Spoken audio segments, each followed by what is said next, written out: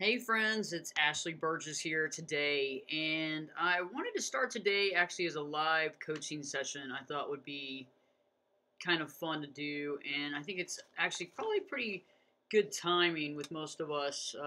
There's a lot of stuff going on in life, and we have a lot of stressors in our life, and a lot of responsibilities and things that we have to take care of.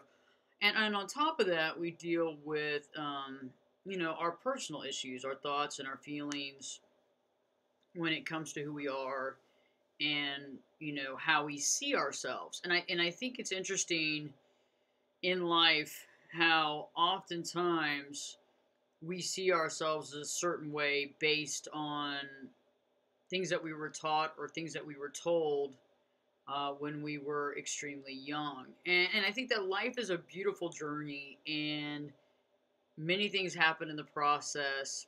And I think that we can get sidetracked in this process by our thoughts and feelings that aren't at the highest of good based on who we are. And I think we can get sidetracked, and I think oftentimes we get sidetracked by some of the things that were told to us when we were young in our childhood, and I think to some degree as well, what we were told that we were. And I think that when you think about it that way, when we're told at a young age that we are something, or we're a certain way, or we're not good enough, or whatever that is, it becomes like the law of the land. And I know that sounds interesting, but what I've realized in my life and through, working with clients and being a therapist and being a life coach, but besides that, being my own guiding light in my life and figuring out who I am, and cutting through all the BS, and realizing some of the stuff that was told to me as a kid that I began to believe. And I began to believe it at a young age. When we're young, the things that we're told about, by our parents or the people that raise us becomes like a doctrine, like the law of the land. So let me give you an example. Let's say that grandma or mom said that you were, high strung. Okay, you're just a high strung kid. Maybe you're just a nervous kid and an anxious kid. Um, and it could be meant in the best of ways, but think about how those things can relate to us, and then how it defines who we are throughout our life, right? And how that can magnify in a large way, and it can get in the way of our successes. Sometimes we might have heard that we're too loud. Shh, keep it down. Gosh, keep your inside voices. You're too loud. You're too much. It's too much for me right now. You're too challenging. You're too this. Maybe you're not good enough. Maybe you're too loud. Or maybe, for example, you're just like your mom. You're just like your dad. Okay, and maybe mom or dad recently did something that upset your other parent. Maybe there was some cheating involved, or some arguments, or some screaming, or drinking, whatever it is that's what we consider negative. And now you've been defined as you're just like them. And so as you see that, you begin to see all the negative traits of them, and you start correlating your brain with, well, I'm just like them. And these, I like to call it like a box, right? Like these things become like the box that we live in, and they can manifest in specific ways as we evolve into adulthood. And I'm sure many of you already know this, and you know how much this can hold us back in our life. And it's a limiting thought that keeps us in that box. So think about like the box. You got the the four sides, and one side, somebody told you that you're slow. Okay, maybe another one is like you're like your mom, you're like your dad, and that's always kind of in a negative way. Oftentimes when we're thinking about this, we're not thinking about somebody talking about all the triumphs and the positive things. It's usually related in some sort of negative way. Or you're overweight, or you're nervous, or you're anxious.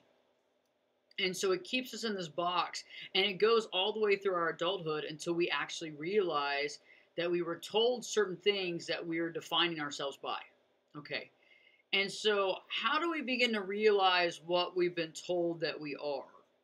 Okay, because it's hard sometimes to sit there and go back and think, oh, was this said to me, or did this happen to me when I was young? And, you can go through psychotherapy for a long time, and it can take years. But what if we get to the heart of the matter right now? Okay, And one of the things that I figured out when I was younger, and when I mean younger, I mean like probably less than 10 years ago, so not that young, obviously. But I figured out that I had some negative thoughts in my head about me. Self-esteem issues, success issues, never going to happen for me. Um, these things aren't going to come into my life the way I want it to. There's always going to be barriers to my achievement. I remember as a young kid being told that my voice, for example, is too low. It's not the epitome of a female voice. It's not that, I always wanted that cheerleader voice. And I've talked about that a little bit on this channel. I always wanted that high-pitched cheerleader voice. Now, I don't want it anymore, okay? I kind of figured out the value of it a while back, and now I've been working on that. But for years, I had a low self-esteem based on my voice because, the way that we are raised, you're raised around people telling you what you are and what you're not, the goods and the bads and the indifference, and then we judge ourselves based on the other people around us, right? So we judge ourselves based on what we think is normal, what we want to have. And so I had friends that were cheerleaders, and they had that high pitched voice and that really squeaky female voice, and I wanted that voice because to me that was the epitome of a female. And so I remember when I was growing up, like my choir teacher telling me, "Oh gosh, you're an alto." All the girls are the sopranos, and then all of a sudden I'm like one out of three girls that's an alto. And I don't even really know if I'm an alto, you know what I'm saying? Like I definitely wasn't a soprano, but maybe I was even like lower pitched than that. And I remember I remember feeling kind of different and isolated in that way because I wanted to be the norm. I wanted to be normal.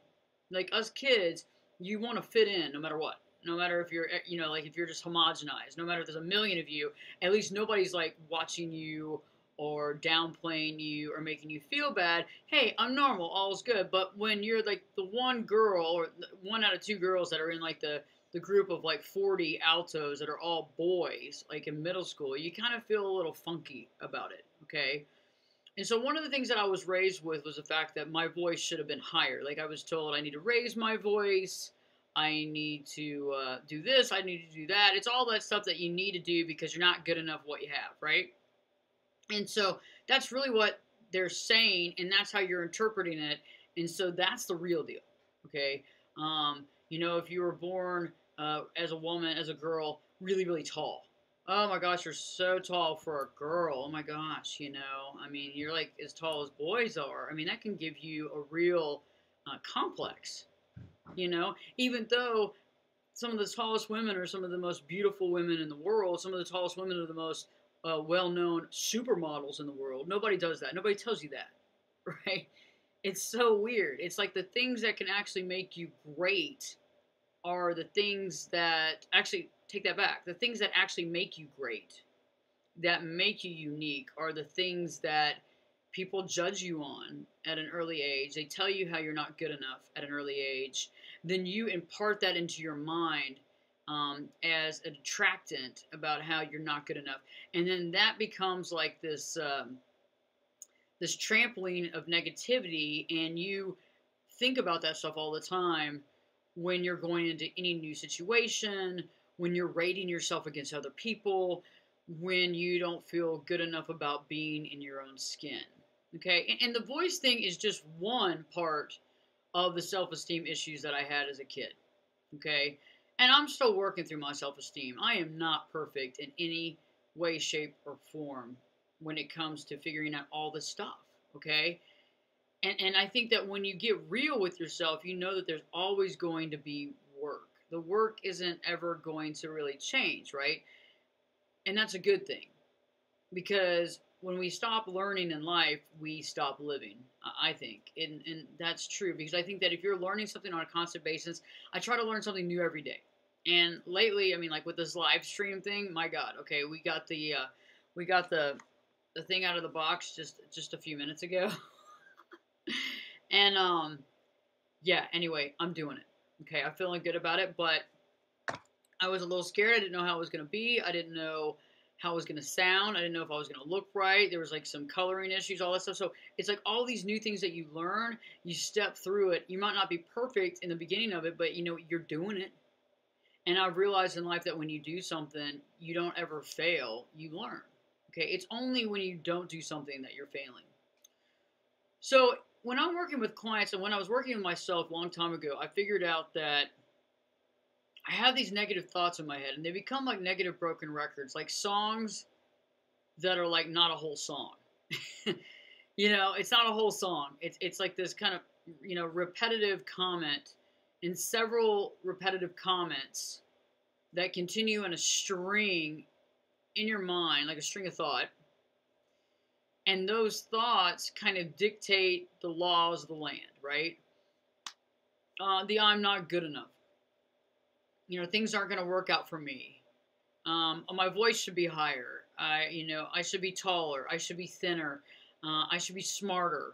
I should have more friends. I'm never going to have enough friends. People are always going to leave me. When are they going to leave? You know, there's all these thoughts that come into our head. So, you know, a good example is, you know, mom was there and dad was there. And one day, you know, you come home from school and there's a note and your dad's left, gone, left, not coming back. And that can lead you to believe, you know what, everybody always leaves. They leave me. And a lot of times we can also interpret that as they left because of me. Okay? And so then there's that whole scared, stressed out feeling, is everybody in my life going to leave me? And usually that creates this record of I'm going to be alone. My whole life I'm going to be alone. People are always going to leave me. They're going to abandon me. I'm not going to have anybody. I'm going to be alone. I'm never going to get married. I'm never going to find anybody. Nobody's going to ever fall in love with me. I'm unlovable. I'm unlovable, and I'm going to be alone for the rest of my life. And all these little things that go into your mind, and they're huge because sometimes we hear them every day. Like, I don't know about you, but when I do, I've been able to slow my broken record down and stop it and basically clear it out. And then I just have to do maintenance ever so often now. And so it's kind of like a blank slate. I think it's what the Buddhists really talk about. It's like the only thing that's constant is change, and your mind is just blank in a positive way. So you walk into every situation without having like, oh, this anxiety or the stress or believing things aren't going to work or believing things are going to work. You walk into it being just in the present moment with no record going on, no music in the background, right? You're not having like the easy listening or the shame 101.1 going on, you know, or the I suck radio happening all the time. You've actually eliminated that, and it's just quiet, you know, tabula rasa type thing. And that's what I have done. Okay. And I figured out how to do it, and I've actually made it happen. So the way that you can do this, because many of us have these thoughts in our head, and I get it. I mean, I had that record going, and that record was gnarly. It was like really, really crappy record. And it was based on how I'm not good enough, you know, and it was based on all that. And so what I did is I was able to slow down my thoughts. Now, some people, and I found this out to be true, that some people they've had this record going so long that they don't hear it anymore. They just act from it. Okay, so sometimes it's almost like white noise in the background that they don't hear anymore, right? They don't hear it anymore. Instead, it's just going, and so instead of hearing the record, you're actually making choices based on what that record's saying without hearing the words of the song. Okay, so let's say, for example, if there's a part of the broken record that's saying that you're never going to be a success in what you do, and that could be in various different forms, okay, that could be said with different words saying the same thing. When you go into a job interview, or when you go into a position where you can make changes in your life, somehow or not, you're going to sabotage it, okay, because your record's saying, I'm never going to be a success in this. Okay, so even though you might not hear what's happening, you're going to sabotage it because that's the way it is, because you're making it a true reality.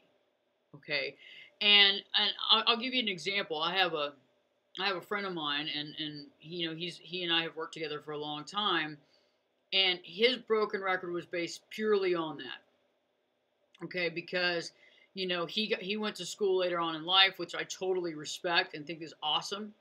but he felt bad about himself because he didn't have a college degree back when everybody else had the college degree. Like he thought he was, outside the norm. He got his degree, at age 40 instead of finishing up at 22.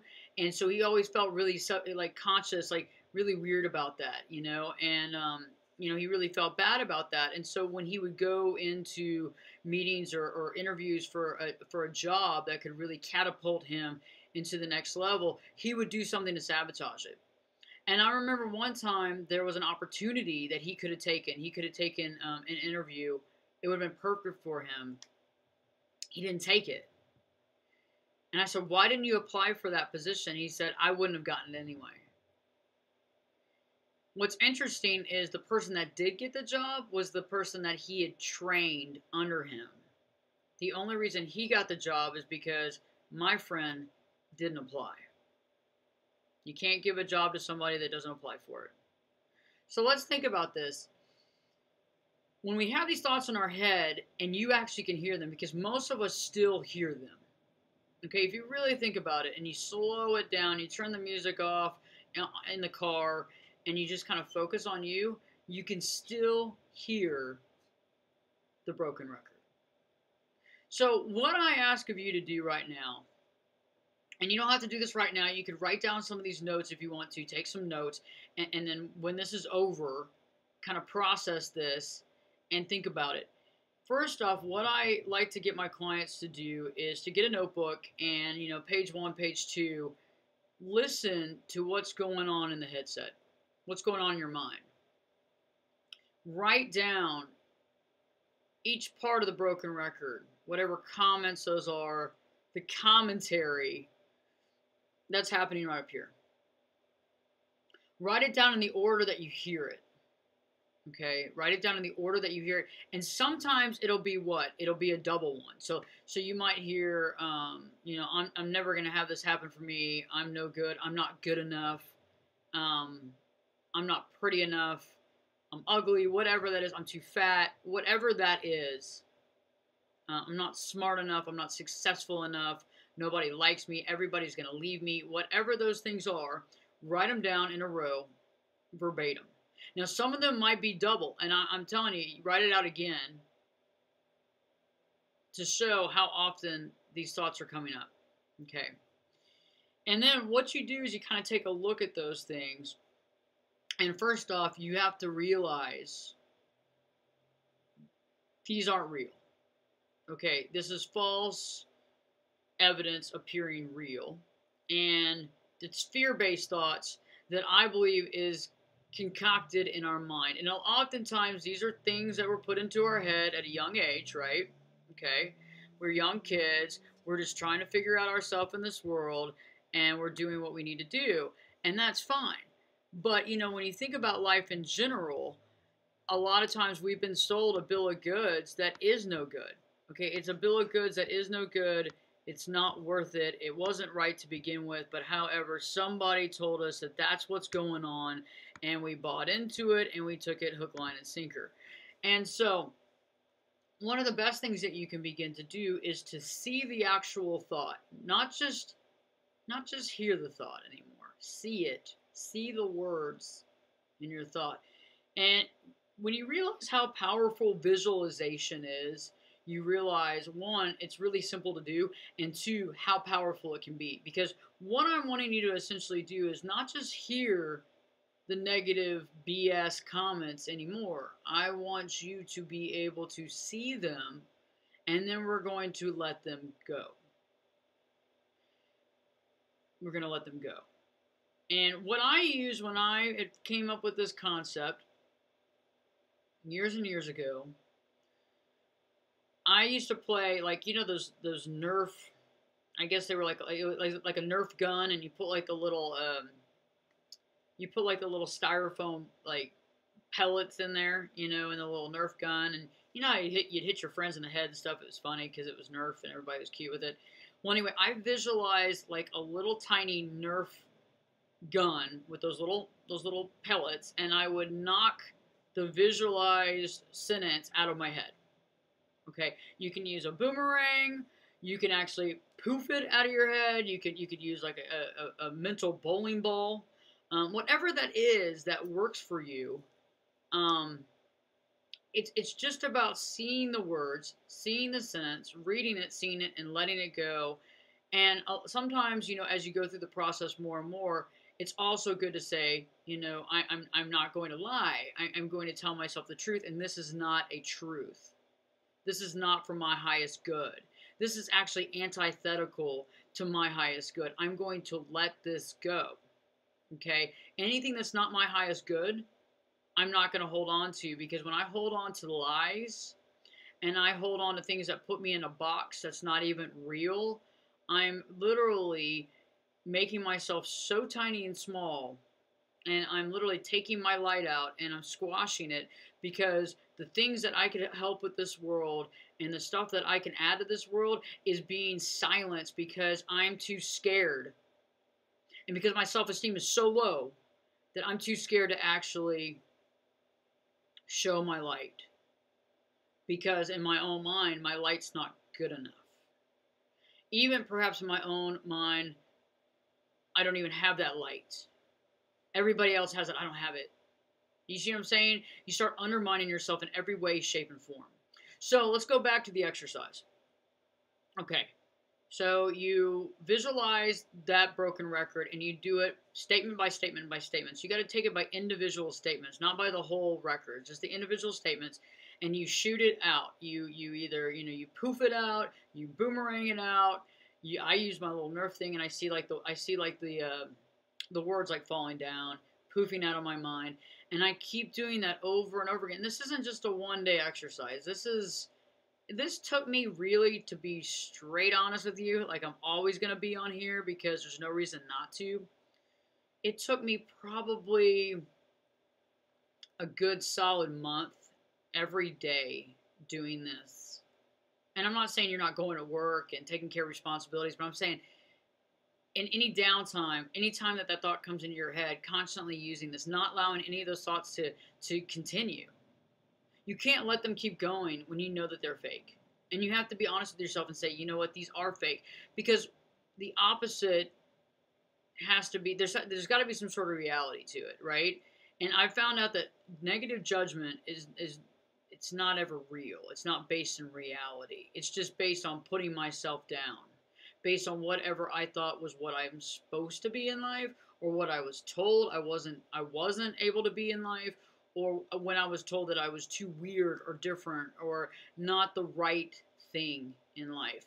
And so one of the things that I've done is then you shoot those thoughts out and you keep doing that, on a daily basis, on a daily basis, on a daily basis. And what you're going to see is that broken record's going to slow down. It's not going to come in as fast. The thoughts are going to slow down. You're going to be able to visualize it. You're going to be able to use that technique. And over time, when we finally get rid of these thoughts, it's kind of like you're overtaking the government. And I like to say that our brain is like that all-encompassing like government where it dictates the laws of the land. And so think about it. If my laws of the land are saying I'm not good enough and I'm never going to amount to anything, well then that's the laws of the land, because whatever I believe, I will achieve, right?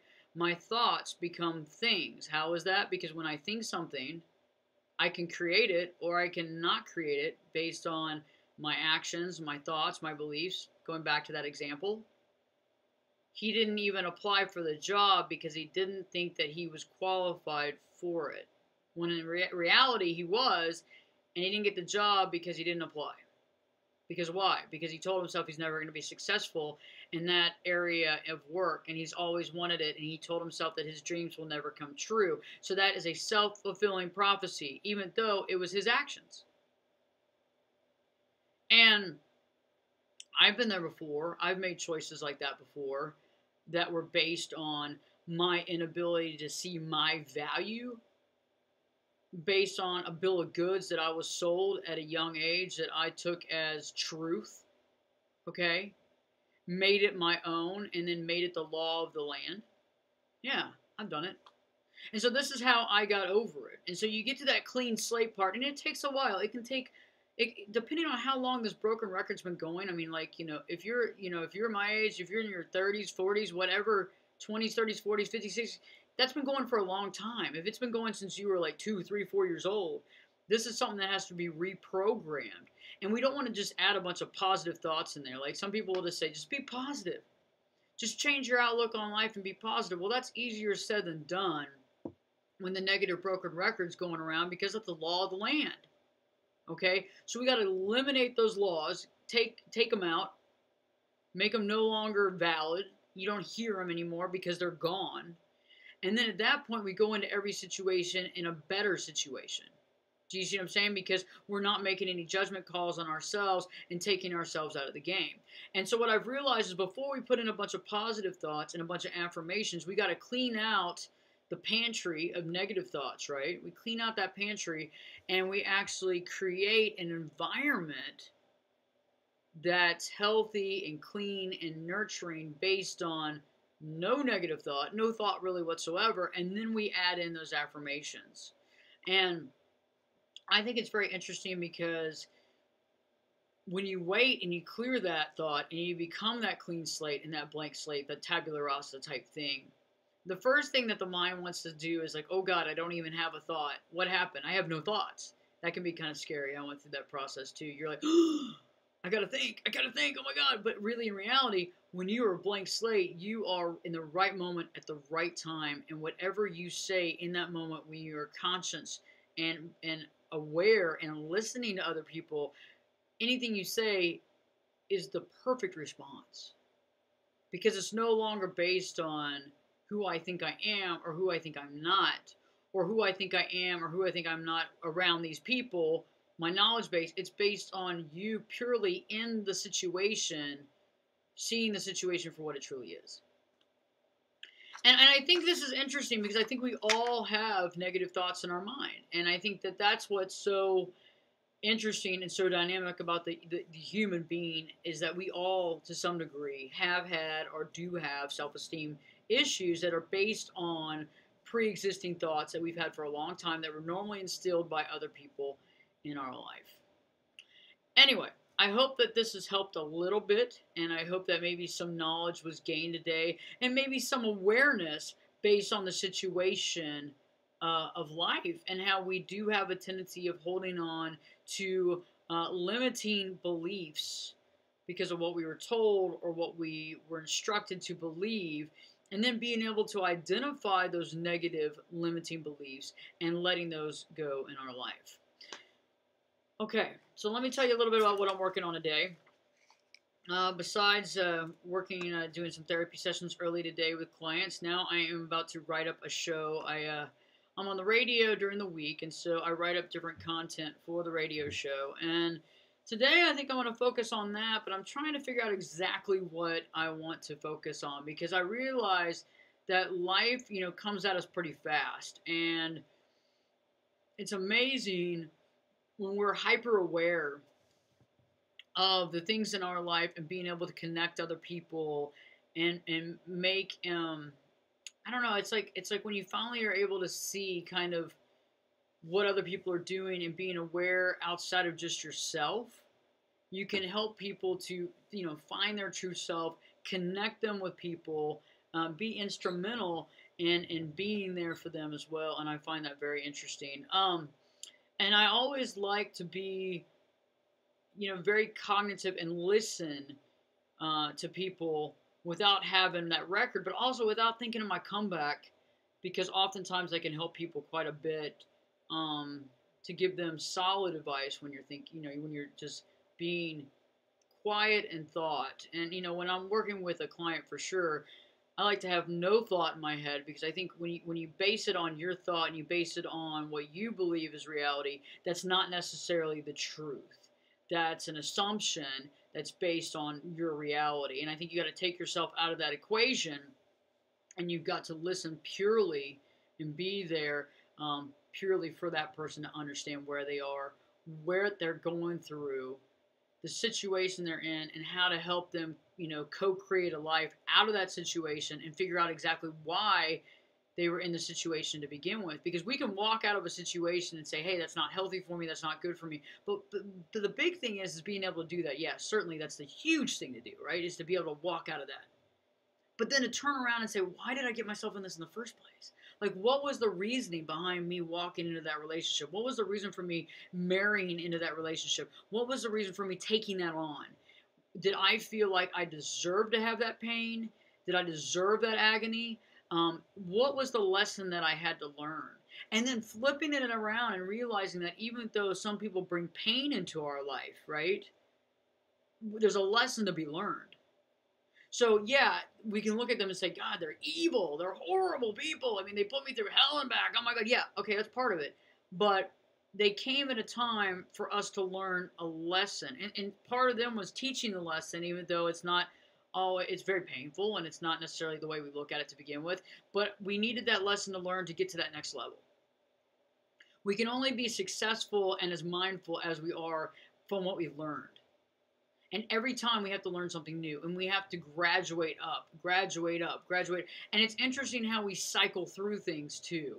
When we haven't learned something, it comes to us, I think, in sets of threes a lot of times. So if we're dealing with, the narcissist in our life and we're dating a narcissist and we let that go. And then the next person we're dating is another narcissist and we kind of, pull ourselves out of that and we pull ourselves out of the rubble of that relationship. We fall ourselves in it again. It's like, okay, why do we keep doing this to ourselves? And obviously the lesson hasn't been learned, so we got to learn it again and again and again. And that's something I like to focus on too, because once we're able to get out of those types of situations in our life, those patterns really, we're able to graduate to that next level and be able to look back and see what we've learned. And it's a lot easier, obviously, hindsight 2020. It's a lot easier to sit back and say, okay, part of that was based on me not seeing my value. Or part of that was based on the fact that, mom or dad was a narcissist. Whatever this is, I'm just giving a good example of that. And that seemed normal to me, even though that was unhealthy to me.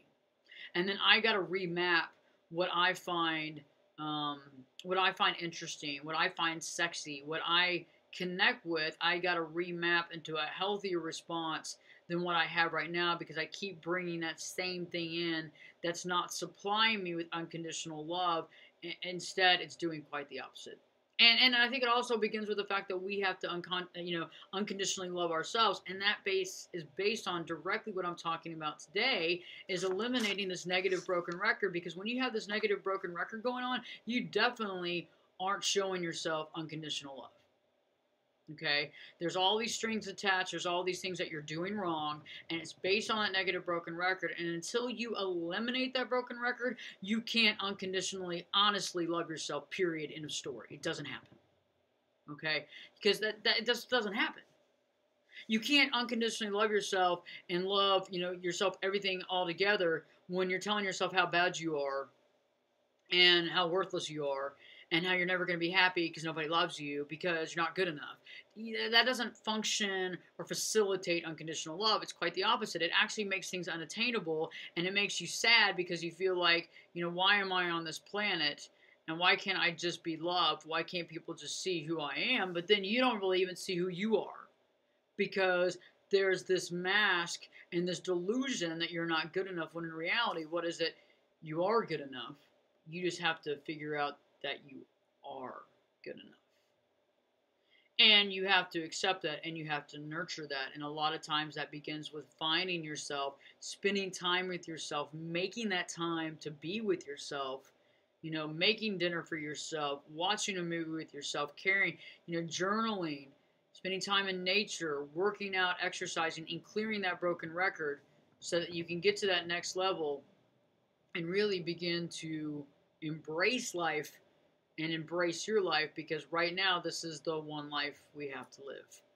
Okay, stay tuned. In the next few weeks, I'm going to be doing more coaching sessions live. I'm going to be adding some really cool stuff into it. I'm going to be learning how to run this camera, where you can see some of the documentation and stuff that I've written, and some stuff on the web that I'd like to, post when we're talking about these different subject matters. And also just kind of, be able to add to what we're doing here, and maybe showing you some of the stuff that I've written up, coursework to help people get to that level of happiness and feeling good about one's self-esteem and raising one's self-esteem and believing in the process. So stay tuned for that. I appreciate you watching today. I appreciate everybody that's been watching. Thank you so much. And I hope that this has helped. And I would love for, when you have time, comment below this video. Let me know of some of the things that have helped you in this video, and maybe some of the content and some of the specific topics you would like me to address in an upcoming video, because I think that I definitely want to help as much as I can, and I want to add my expertise. I mean, there's certain things that I can really help with. There's some things that I probably won't, because I think that there's somebody that might be better at addressing that. And if that's the case, I can bring them in on a live feed as well, and we can work on that together. I believe that all of us have something to bring to the table, our abilities, the things that we're really good at, and there's people for everything. And so I'm definitely wanting to bring some other people into this, being able to add to that, because I think we can all learn from one another. We can all learn from one another and their gifts. And so there you go. So please like the video if it has helped. Please share it with your friends, your family, your coworkers, anybody that wants to take their life to the next level, wants to live their true life.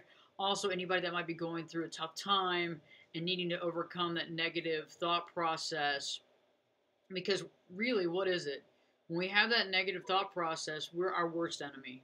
You know what I'm saying? And life's hard when we're our enemy, because what? We know which buttons to push, and we know how to undermine ourselves better than anybody in the world, because we're ourselves, and we know what hurts at our core, and we know how to get to us. So instead of throwing those jabs every single minute of every single day, let's put the punching, let's put the things down. Let's take the punching gloves off.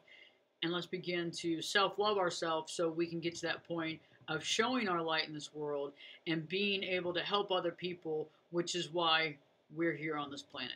Thanks for listening. Thanks for watching. And I can't wait to see you next. A new video will be coming out today on the channel, and that'll be interesting. That will actually be about disrespect, about how you may be in a relationship right now that you unknowingly are being disrespected.